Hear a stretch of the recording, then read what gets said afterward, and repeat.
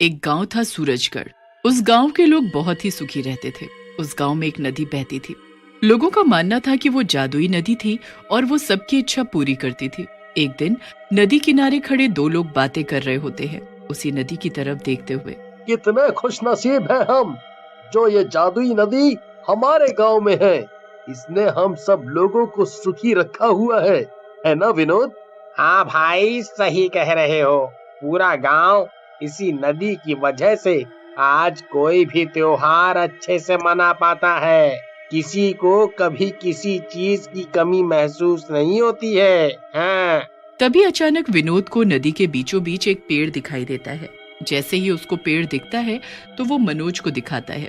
अरे भाई मनोज, नदी में देखो कितना सुंदर पेड़ है। ऐसा पेड़ तो मैंने कभी देखा ही नहीं है। कौन से पेड़ की बात कर रहे हो तुम? मुझे तो कोई पेड़ नहीं दिखाई दे रहा है।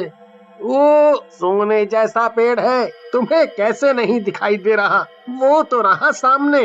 पता नहीं, शायद तुम्हारा भ्रम होगा। चलो घर की तरफ चलते हैं। लगता है अब विनोद का नंबर है। बस अब रात आए और मुझे मेरा खाना मिले। अब और इंतजार नहीं हो रहा है मुझसे। वैसे बात तो सही है, ये जादुई नदी वाकई इच्छा पूर्ति करती है। मेरी भी तो करती ही है। मुझे मेरा शिकार देके। अगली सुबह विनोद गांव से अचानक गायब हो जाता है। सब लोग परेशान हो जाते हैं और एक दूसरे से पूछने लगते हैं। पता नहीं विनोद कल रात से कहाँ गायब है। क्या तुमने उसको देखा है मनोज? कल शाम को ही तो मेरे साथ था। हम गांव में बनी नदी के किनारे खड़े होकर बात ही कर रहे थे। वो कुछ अजीबोगरीब बात कर रहा था। उसको नदी के बीचों बीच कोई पेड़ दिखाई दे रहा था। पता नहीं, उसके बाद से तो मैं भी नहीं मिला उससे। बहुत ढूंढने के बाद भी जब मनोज नहीं मिला तो गांव वालों को लगा वो गांव से ही चला गया होगा। इधर जादुई नदी की इच्छाएं पूरी करने वाली बात अब अलग अलग गांव में भी पहुंचने लग जाती है। एक गांव से एक आदमी आता है जिसका नाम शेखर होता है। वो स्वभाव का बहुत लालची आदमी होता है। उसके पास ठीक ठाक धन दौलत होने के बावजूद भी वो लालच के बस में रहता है। जब उस नदी के बारे में सुनता है तो वो वहाँ पर पहुँचता है। हम भी तो देखें इस जादुई नदी का करिश्मा मेरी इच्छा पूरी कर पाएगी या नहीं।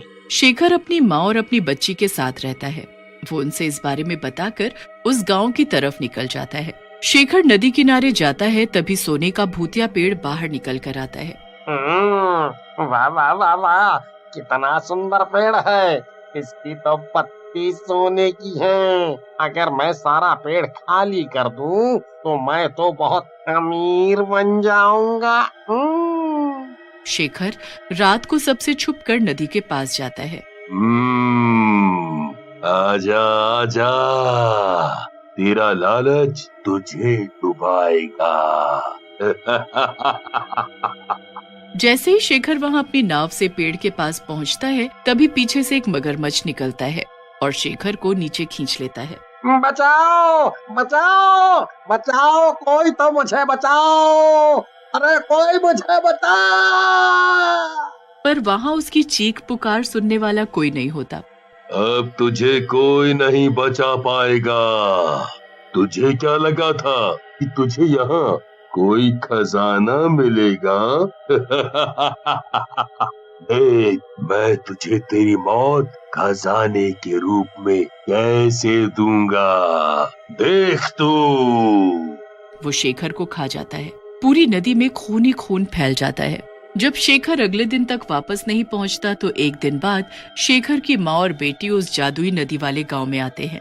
भैया, यहाँ कल मेरे पापा आए थे लेकिन अब तक घर नहीं पहुँचे। क्या आपको कुछ पता है? नहीं बेटा, इस गांव में अक्सर लोग ऐसे ही रहस्यमय तरीके से गायब हो जाते हैं। आज तक पता नहीं चल पाया कि ऐसा क्यों होता है। मेरा बेटा मैं जरूर ढूंढ निकालूंगी। चलो बेटा, उस नदी में जाकर हम भी अपनी इच्छा जाहिर करते हैं।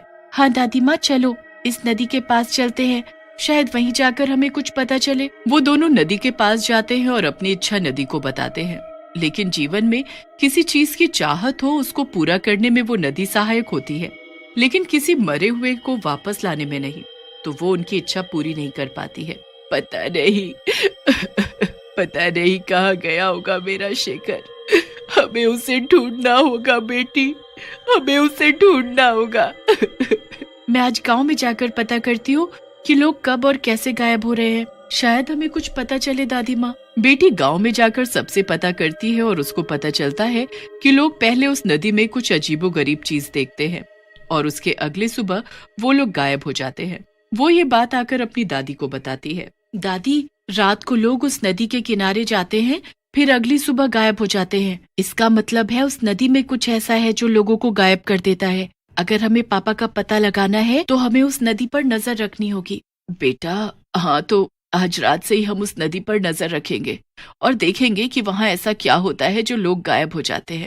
दादी और शेखर की बेटी रात को उस नदी के पास कुछ झाड़ियों के पीछे छुपकर बैठ जाती हैं और देखती है कि वहाँ से एक आदमी गुजरता है। उसकी नजर उसी सोने के पेड़ पर पड़ती है। वाह, कितना सुंदर पेड़ है और यहाँ कोई है भी नहीं। अब इस पेड़ की सोने की सारी पत्तियां मेरी होगी और मैं अमीर हो जाऊंगा। शुक्रिया ऊपर वाले, तूने तो मेरी लॉटरी खोल दी, लॉटरी खोल दी, लॉटरी खोल दी। दादी, ये कौन से पेड़ की बात कर रहा है? हमें तो कोई पेड़ दिखाई ही नहीं दे रहा। ये खुद से क्या बात कर रहा है? पता नहीं बेटी, मुझे भी कुछ दिखाई नहीं दे रहा है। ये खुद से ऐसी बातें क्यों कर रहा है? देखते हैं क्या होता है। दादी और बेटी छुपकर वहीं देखती रह जाती हैं और वो आदमी किनारे से एक नाव लेकर नदी के बीचों बीच पहुंचता है। फिर थोड़ी देर बाद उसको एक मगरमच्छ अपनी तरफ खींच लेता है और फिर पानी पर खून फैल जाता है और ढेरों चीख पुकार के बाद वहाँ फिर से सन्नाटा छा जाता है। दादी, ये क्या हुआ? वो आदमी कहाँ चला गया और खून क्यों फैल गया नदी के ऊपर? पता नहीं बेटी, हमें कल सुबह इसके बारे में पता करना होगा। चलो अभी यहाँ से चलते हैं। बेटी और दादी अगली सुबह नदी के पास वापस जाते हैं और लोगों को देखना शुरू करते हैं। तभी वहाँ पर दो लोगों को बात करते सुनते हैं। अरे भाई देखो, नदी के बीच में सोने का पेड़ दिखाई दे रहा है। नहीं, मुझे तो कोई सोने का पेड़ नहीं नजर आ रहा है। तुम्हें कहाँ से दिखाई दे रहा है? क्या तुमने पी रखी है? नहीं, मैंने पी नहीं रखी है। वहाँ सामने ही तो सोने का पेड़ है। तुम्हें क्यों नहीं दिखाई दे रहा है? अंधे हो क्या तुम? मैं अंधा हूँ या तुम पागल हो गए हो? ऐसा बोलते हुए दूसरा गांव वाला वहाँ से चला जाता है, लेकिन पहला गांव वाला वहीं खड़े होकर बोलता है। मैं अकेले शाम को आऊंगा और इस पेड़ को काट के ले जाऊंगा और माला माल हो जाऊंगा। लगता है ये पेड़ कोई भूतिया है जो बस कुछ लोगों को दिखता है, लेकिन ये किसको दिखाई देता है? पता करना पड़ेगा बेटी ये तो हमें।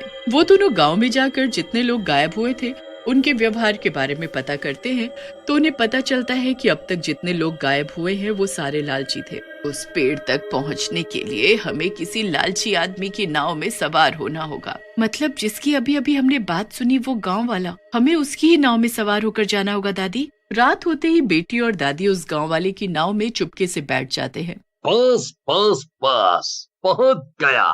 अब ये पेड़ मेरा, और फिर मैं बताऊंगा उसको कि ये सुनहरा पेड़ नदी में था या नहीं था।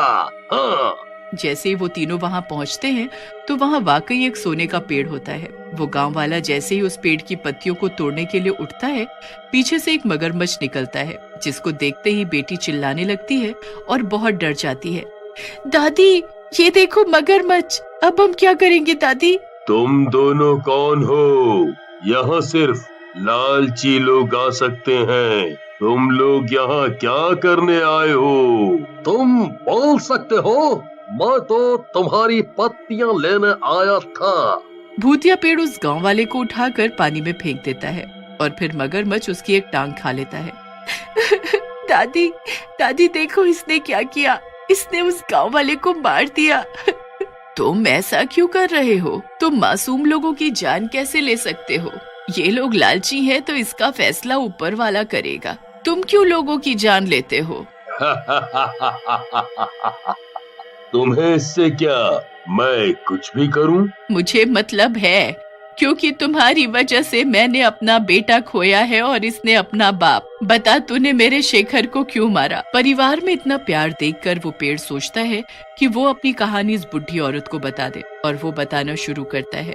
ये नदी जादुई है। बहुत साल पहले मैंने इससे इच्छा मांगी थी और इसने मेरी बहुत सारी इच्छा पूरी भी की थी, लेकिन मैं लालच से भर गया और मैंने सोचा क्यों ना मैं इस नदी के रास्ते को कहीं और भी ले जाऊं और इसका पानी वहां ले जाकर इकट्ठा करूंगा और फिर लोगों की इच्छाएं पूरी करवा के उनसे पैसे कमाऊंगा। तो क्या तुमने अलग अलग जगह पर ऐसी नदी बनाई? उसके बाद जैसे ही मैंने उस नदी से एक डिब्बा पानी निकाला तो मुझे इस नदी ने बहुत झटके से दूर जंगल में फेंक दिया। मैं जाकर धड़ाम से गिरा। मुझे लगा कोई शक्ति होगी, लेकिन मैं फिर भी वापस आ गया। उसके बाद क्या हुआ? तुम्हारी किसी ने मदद नहीं की? फिर नदी ने क्या किया? नदी ने मुझे दूर फेंककर मुझे समझाने की कोशिश की थी, पर मैं नहीं समझा। फिर इस नदी से एक देवी प्रकट हुई और उन्होंने मुझे श्राप दिया कि जिस तरह मैं इस नदी को बांटना चाहता हूँ, उसके ठीक उल्टा मेरे साथ होगा। मैं पेड़ बनकर इसी जगह रह जाऊंगा हमेशा हमेशा के लिए। और जिस तरह से मैंने लालच किया और लोगों से पैसे कमाने के तरीके सोचे, उसी तरह मेरा पेट कभी नहीं भरेगा और मुझे हमेशा इंसानों को खाने की जरूरत होगी। तो उसकी वजह से तुम यहाँ पर हो, लेकिन इससे लोगों को मारने का क्या लेना देना है? हाँ, मैं तब से यहाँ पर हूँ। जादुई नदी तो दूसरों की सहायता करती है, लेकिन जब भी कोई ऐसा दिखता है जिसके मन में लालच हो, मैं उसके सामने नजर आता हूँ और उसको अपनी तरफ आकर्षित करता हूँ। आकर्षित होकर लालची लोग मेरे पास आते हैं और मैं उन्हें इन मगरमच्छों की सहायता से मारकर खा जाता हूँ। लेकिन ऐसा करके तुम बहुत परिवार बर्बाद कर देते हो, उसका क्या? लालची इंसान के साथ रहने से अच्छा है अकेले रहना। इतना बोलकर भूतिया पेड़ गायब हो जाता है और दादी और बेटी वापस अपने गांव उदास मन से लौट आते हैं।